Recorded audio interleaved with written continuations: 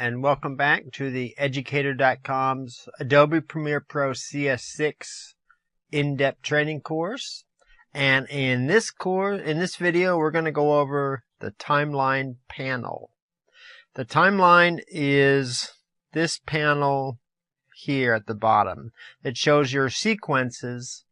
You can have multiple sequences open in the timeline panel, and we're going to go over this panel in this video. And the first thing we want to go over is navigating the timeline. Now there's several different ways that you can navigate the timeline. Let me show you a few of them. Now if you have this timeline selected and you use the scroll wheel on your mouse and you go up and down, it will go by default horizontally. So you can go back and forth through your video and it will scroll all the way through. Now if it's horizontally when you hit and you just scroll it without any modifier keys, if you hold down the control key, it'll go vertically. And you notice that it will only scroll the half of the timeline that's either the audio or the video that you happen to be have your mouse over. So if you have your mouse over the top half where the video is and you hold down the control key and you scroll, it'll move that up and down, but it won't change the placement of the audio, which can be very helpful if you need to find the specific video that is under the playhead. Now, to change that, you can come into the preferences and go to general, and you can tell it the timeline mouse scrolling to be vertical instead of horizontal. So if we go in and we change it, now if we hold down the control key, it will do horizontal, and without any modifier it does vertical. So it's a very easy way to get around your timeline just using the scroll wheel on your mouse. Now you can also, there's a hand tool, and you just hit H and you get the hand tool, and you can just click and drag the timeline back and forth. It works horizontally, as you can see, but you can't do it vertically. It won't work vertically, but it will work horizontally. Now, if you have your audio already set and you don't need to mess with it anymore, either over here or over here, somewhere on the ends here, you can move it out of the way, and it'll give you more room for your video tracks. If you want to work on your audio, just your audio, you can move it up and then you just have your audio showing. Now, most of the time, especially if you have a music video, you will set your audio and then you will lock all of the tracks for the audio, and then you can just move it out of the way and concentrate solely on the video part of the timeline.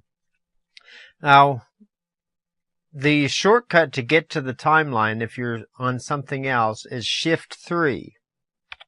And it will just jump directly to the timeline. But if you notice, I have 3 other tabs here. If I hold down Shift 3, I will go between all of the tabs, and it will cycle through just using Shift 3 to go through the different tabs. It'll make it a lot easier if you're working on multiple sequences at once. If you have nested sequences, you have a sequence here that is also nested on this sequence. You can close the other 2 tabs and you can jump between them. You need to make a change to this sequence. You make the change, you jump back to the other one, and it will have the change automatically here. To maximize the timeline, you just have either have the tab selected or just have the cursor over that panel and hit the Graph key, and that will maximize the timeline in the screen. So you can work just on the timeline without having to see anything else on the screen. And to get back, you just do the same thing. Just hit the Graph key, which is the key directly above the tab. It has the little tilde on it also. But you just hit that one, and you can go back and forth between full screen and not full screen.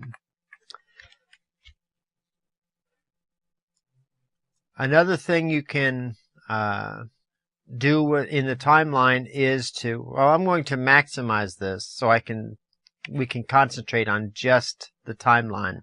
And I'm going to pull this up so we're about halfway so we can see the entire thing on the screen. Now if you have this to where all of these are way beyond the edge of the screen, you can use the / key directly above the enter, and it will fill the screen as much as it can with a little bit extra on the side to where it will let you work on and see the entire timeline, the entire sequence in one screen. So if this sequence is just over 3 minutes long, if this sequence was 3 hours long, it would pull all 3 hours down to fit in the screen, plus this little bit. It's about a fifth of the screen extra. So if you need to add things on the end, it's much easier to add them.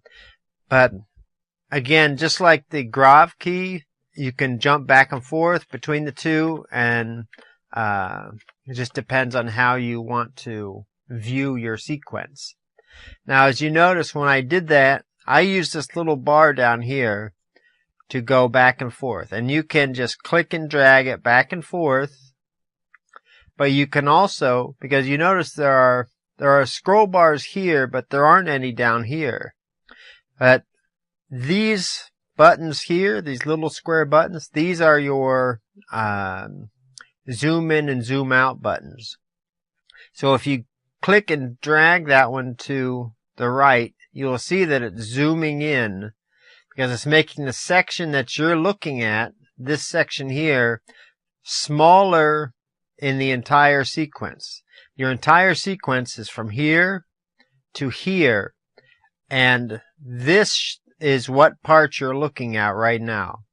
So by default, this sequence is 13 minutes, just over 13 minutes long, and that gives you enough space to bring in other items to the right here, and you have plenty of space to add extra video to the right. But this is how much you're watching. If you've ever used the navigator in Photoshop, that's what this is. This is your navigator here. So if you want to see more of your timeline, you can just make this longer by just clicking and dragging that out. And you can make it as long as you want or as short as you want. If you go all the way down to the smallest that it will go here, you'll have one frame for each of these little tick marks on your timeline.